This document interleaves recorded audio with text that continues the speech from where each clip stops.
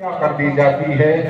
आज भी ये समस्या 75 साल की आजादी के बाद 75 साल के संविधान को लागू करने के बाद भी आज हमारे बीच में यही समस्या है।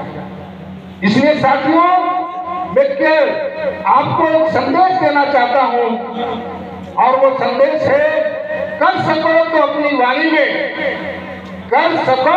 वाणी में वो हुनर पैदा करो, वक्त हवाओं का मोड़ दे ऐसा असर पैदा करो।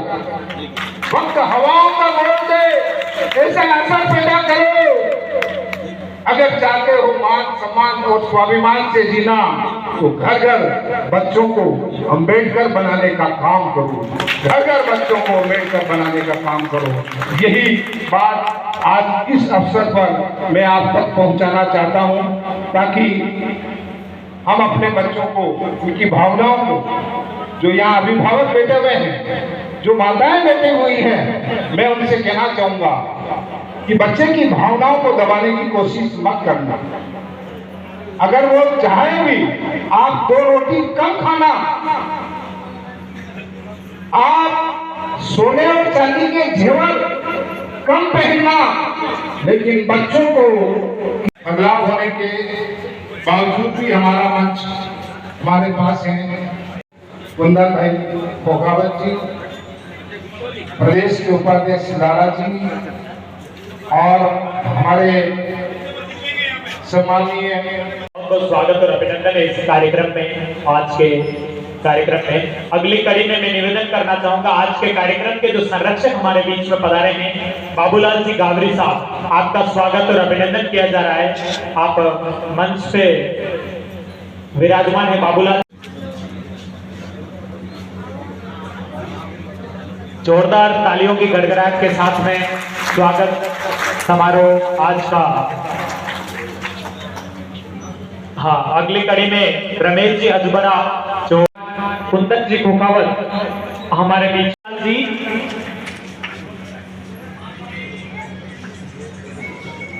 बगदीलाल जी,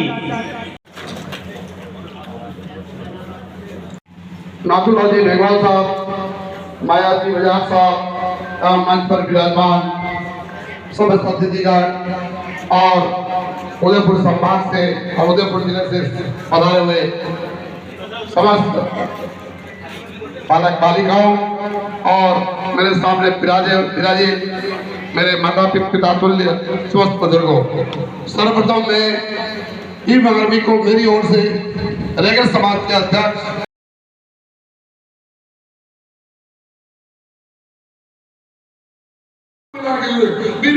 के सदस्यों को बनाने की जरूरत है, तो उनकी भावनाओं से हमें एक प्रोत्साहन होने की जरूरत है। हमारे जितने भी युवा है उनको भीम आर्मी के बारे में बताने की जरूरत है। माननीय काशीराम जी के बारे में ऐसे संगठित रहेंगे, मनुवादी लोग, ये उच्च कास्ट के लोग होंगे, हम सबको डिवाइड एंड रूल की नीति अपना करेंगे, हम सब पर राज करेंगे, हम सबको संगठित होने की आवश्यकता है, हम सबको आगे बढ़ने की आवश्यकता है, हम सबको संगठित रहने की, हम सबको पढ़ने की आवश्यकता है। पढ़ने में आप सबसे निवेदन करता हूँ, आओ हम सब आगे बढ़े, आओ इस समाज में फुलेगा। माननीय ज्योतिबा फुले के विचारों को हम आगे बढ़ाते हुए, माननीय चंद्रशेखर जी आजाद के विचारों को आगे बढ़ाते हुए उनके साथ कंधे से कंधा, निश्चित रूप से हमारा जो उद्देश्य है आने वाले समय में उस लक्ष्य को हम प्राप्त करके रहेंगे। पुनः आप सब ने मुझे बुलाया, भीम आर्मी के समस्त कार्यकारी को मेरी ओर से अब हार्दिक आभार व्यक्त करता हूँ। आपके सामने मुझे मेरे जैसे छोटे से बालक को बुलाया, मुझे इतना सम्मान दिया, इसके लिए मैं पुनः आपका आभार व्यक्त करता हूँ और मैं जय भीम कहते हुए अपनी वाणी को विराम करता हूँ। पुनः मैं आपसे निवेदन करूँ, अभी सबसे पहले मैं आप लोगों को 2 ही बातें बताना चाहती हूँ कि फर्क इतना ही है कि क्या करना है और क्या नहीं। इसमें अगर हमने फर्क समझ लिया तो हमारा उद्धार या हमारा कल्याण निश्चित है। तो आप सादगी से जाए, क्योंकि जो बच्चा केवल और केवल अपने लक्ष्य पे ध्यान रखेगा उसका इन आलतू फालतू चीजों पे ध्यान ही नहीं जाता। तो बच्चे को देख करके ही पता लग जाता है कि अठोरी या अठोरो पढ़ना है कोई है। ये बात लड़कों पर भी उतनी लागू होती है।